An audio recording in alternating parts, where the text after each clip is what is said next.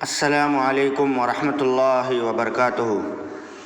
معزز ناظرین کرام، آپ سب کا دل کی گہرائیوں سے خیر مقدم ہے ہمارے YouTube channel world Urdu report میں۔ میں ہوں آپ کا میزبان عبدالاحد قاسمی۔ ناظرین، آج کی تاریخ ہے 13 رجب المرجب 1447 ہجری مطابق 3 جنوری 2026 بروز ہفتہ۔ ناظرین کرام، آج میں ایک نئے موضوع لے کر حاضر ہوا ہوں۔ موضوع کے سلسلے کا آغاز کرنے سے پہلے آپ سے مؤدبانہ گزارش ہے کہ اگر آپ نے ابھی تک ہمارے چینل کو سبسکرائب نہیں کیے ہیں تو فوراً سبسکرائب کر دیں، ویڈیو کو لائک کر دیں اور اہم موضوع تبصرے اور تجزیے کو دوسروں تک پہنچانے کے لیے اس ویڈیو کو شیئر بھی ضرور کر دیں۔ ناظرین، آج ہم ایک ایسے موضوع پر گفتگو کرنے جا رہے ہیں جو صرف مذہبی نہیں بلکہ عقلی، فکری اور انسانی زندگی سے براہ راست جڑا ہوا سوال ہے، اور وہ سوال ہے، کیا خدا واقعی موجود ہے؟ یہ سوال اس لیے ہے کیونکہ اس کا ایک پس منظر ہے، بیک گراؤنڈ ہے، کیونکہ گزشتہ دنوں ملک میں اہل علم کے درمیان ایک اہم مذاکرہ ہوا، ایک ڈیبیٹ ہوا، ایک مناظرہ ہوا، جس کا مرکزی موضوع تھا خدا کا وجود۔ کیا خدا کا وجود ہے؟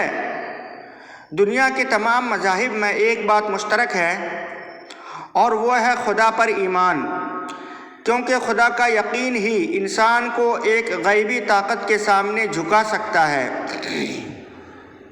اس کے دل میں جواب دہی کا احساس پیدا کرتا ہے اور اسے خیر، صلاح اور عدل و انصاف کی راہ پر قائم رکھتا ہے۔ لیکن افسوس، آج مغربی تہذیب خدا پرستی کے بجائے شہوت پرستی کو فروغ دے رہی ہے، اور اس فلسفے میں سب سے بڑی رکاوٹ خدا پر ایمان ہے۔ اسی لیے مختلف شکلوں میں الحاد ہماری نئی نسلوں میں پھیل رہا ہے۔ ایمان باللہ کا مفہوم۔ ناظرین، اللہ تعالیٰ کے وجود پر ایمان رکھنے کا مطلب یہ نہیں کہ ہم اللہ کو اپنی آنکھوں سے دیکھتے ہیں، بلکہ اس کا مطلب یہ ہے کہ ہم یقین رکھتے ہیں یہ پوری کائنات اللہ نے پیدا کی اور اسی کے حکم سے اس کا نظام چل رہا ہے، لہذا ہم پر لازم ہے کہ ہم اسی کی اطاعت اور فرما برداری کریں۔ اس کی دلیل ہے کہ خالق کے بغیر مخلوق ممکن نہیں، یہ عقلی دلیل ہے۔ ناظرین، ہم روزانہ اپنی آنکھوں سے دیکھتے ہیں کہ کوئی بھی چیز بنانے والے کے بغیر وجود میں نہیں آ سکتی۔ سوئی سے لے کر جہاز تک، مکان سے لے کر موبائل تک، ہر چیز کے پیچھے کوئی بنانے والا ہوتا ہے، اس کا کوئی کریٹر ہوتا ہے۔ اگر کوئی شخص یہ کہے کہ یہ عمارت خود بخود بن گئی تو لوگ اسے پاگل کہیں گے۔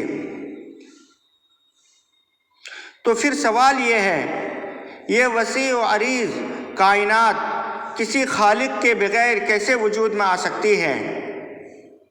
قرآن مجید میں اللہ تبارک و تعالی انسانوں سے سوال کرتا ہے۔ آیت کریمہ ہے، أَفِي اللَّهِ شَكٌّ فَاطِرِ السَّمَاوَاتِ وَالْأَرْضِ، کیا آسمان و زمین کے پیدا کرنے والے اللہ کے بارے میں کوئی شک ہے؟ دوسری دلیل ہے تغیر اور حرکت کی۔ ناظرین، اس کائنات میں ہر لمحہ تبدیلی ہو رہی ہے۔ جس کا مشاہدہ ہم اپنی آنکھوں سے دیکھتے ہیں اور جس کا انکار ممکن نہیں، دن کے بعد رات، رات کے بعد دن، اسی طرح بچہ جوان بنتا ہے، جوان بوڑھا ہو جاتا ہے، زندگی آتی ہے، موت آتی ہے۔ کیا یہ سب کچھ بغیر کسی طاقت کے ہو سکتا ہے؟ کیا لکڑی کے تختے خود بخود کرسی بن سکتے ہیں؟ نہیں، ہر تبدیلی کے پیچھے ایک کاریگر ہوتا ہے۔ قرآن کریم میں آیت کریمہ ہے، ان فی خلق السماوات والارض واختلاف اللیل والنہار لآیات لأولی الالباب۔ کائنات کا حیرت انگیز نظام۔ ناظرین، فضا میں ہزاروں ستارے گردش کر رہے ہیں، لیکن کبھی سورج اور چاند کا ایکسیڈنٹ نہیں ہوا۔ انسان کی بنائی ہوئی گاڑیاں روزانہ حادثے کا شکار ہو جاتی ہیں، لیکن کائنات کا یہ عظیم نظام لاکھوں سال سے بغیر کسی حادثے کے چل رہا ہے۔ تو یہ کیسے چل رہا ہے؟ کیونکہ قرآن کریم کی آیت ہے، الشمس والقمر بحسبان۔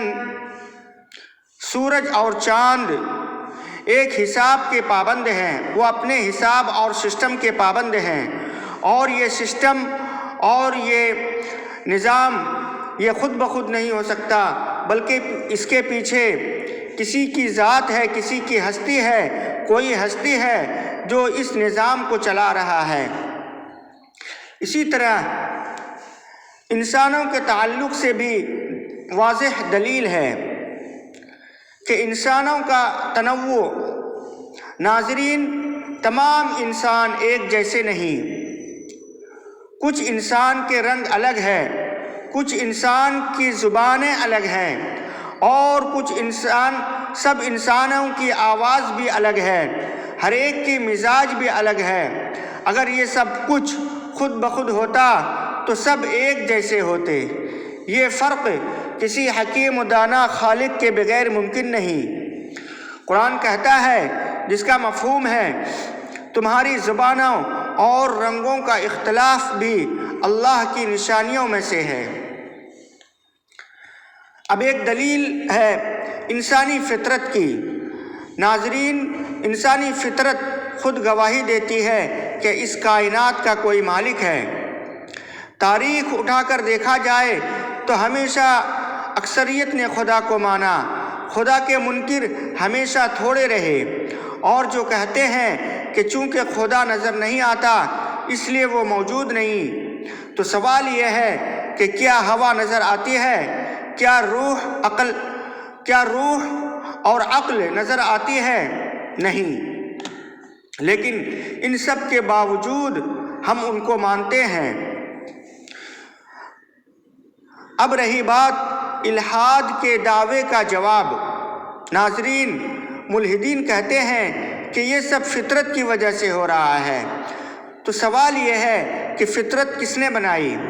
اگر مادہ سب کچھ بنا سکتا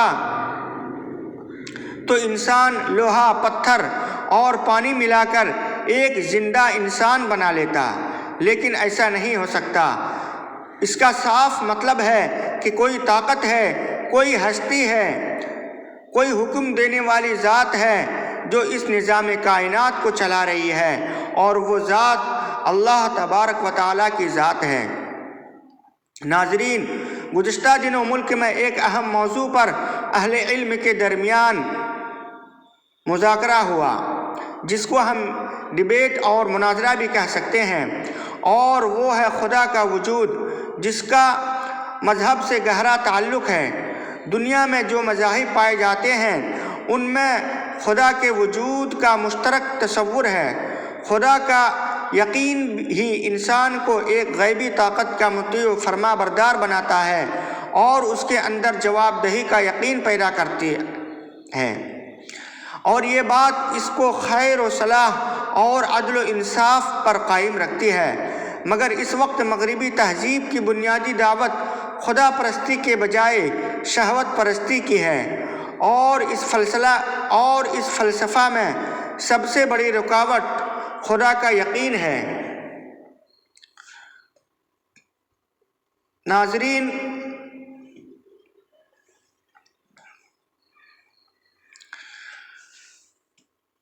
کائنات کا ہر ذرہ اللہ کے وجود کی گواہی دے رہا ہے۔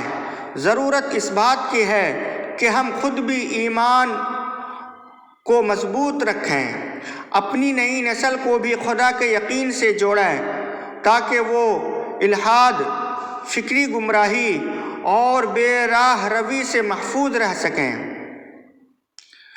اللہ تبارک و تعالی ہمارے دلوں میں اپنے وجود اور عظمت کا پختہ یقین عطا فرمائے اور ہمارے ایمان کو ہر قسم کے شکوک و شبہ سے محفوظ رکھے۔ اے پروردگار، ہمیں اور ہماری نسلوں کو الحاد، بے دینی اور فکری گمراہ روی سے بچا اور اپنے سچے دین پر ثابت قدم رکھ جس کو تو نے اپنا پسندیدہ مذہب قرار دیا۔ اے اللہ، ہماری عقلوں کو نور ہدایت سے منور فرما اور ہمیں اپنی نشانیوں میں غور و فکر کرنے والا بنا۔ اے رب کائنات، جس طرح تو نے اس کائنات کو حکمت کے ساتھ قائم رکھا ہے، اسی طرح ہمارے دلوں کو بھی حق پر قائم رکھ۔ اے اللہ، ہماری اولاد اور ہماری نسلوں کے دلوں میں اپنی محبت، اپنا خوف اور جواب دہی کا احساس پیدا فرما اور ہمیں اور انہیں نیک، صالح اور دین کے بنیادی اصولوں پر قائم فرما اور دین کا خادم بنا۔ اے اللہ، ہمیں حق کو حق دکھا کر اس کی پیروی کی توفیق عطا فرما اور باطل کو باطل دکھا کر اس سے بچنے کی توفیق عطا فرما۔ اے رب کائنات، جو لوگ شک اور انکار میں مبتلا ہیں انہیں ہدایت عطا فرما اور ان کے دلوں کو نور ایمان سے منور فرما۔ اے اللہ، ہماری اس کوششوں کو اپنی بارگاہ میں قبول فرما اور ہمارے لیے صدقہ جاریہ بنا اور تمام سامعین کے دلوں کو نور سے منور فرما اور تمام سننے والوں کی ایمان کو مزید مضبوط عطا فرما اور ایمان پر قائم اور دائم رکھ۔ اے اللہ، ہم تمام لوگوں کو ہدایت عطا فرما اور دین اسلام کی صحیح سمجھ عطا فرما۔ ناظرین کرام، ہمیں امید ہے کہ آج کا یہ تبصرہ اور تجزیہ آپ تمام لوگوں کے لیے مفید اور معلوماتی ثابت ہوئی ہوں۔ اگر آپ چاہتے ہیں کہ ایسی ہی مستند، ذمہ دارانہ اور عوامی مفاد سے جڑی خبریں، تجزیے اور تحقیقات آپ تک روزانہ پہنچتی رہیں تو ہمارے YouTube channel world Urdu report کو سبسکرائب کرنا نہ بھولیں، ویڈیو کو لائک کریں اور اپنی قیمتی آراء سے ہمیں کمنٹ باکس میں ضرور لکھیں۔ اس تبصرہ اور تجزیہ کو اپنے دوستوں اور اہل خانہ کے ساتھ شیئر کریں تاکہ معلومات کا یہ سلسلہ مزید وسیع ہو سکے۔ اور اب اگلی خبروں، تبصرے اور تجزیے کے ساتھ پھر حاضر ہوں گے۔ تب تک کے لیے ہمیں دیجیے اجازت۔ اللہ حافظ۔ السلام علیکم ورحمۃ اللہ وبرکاتہ۔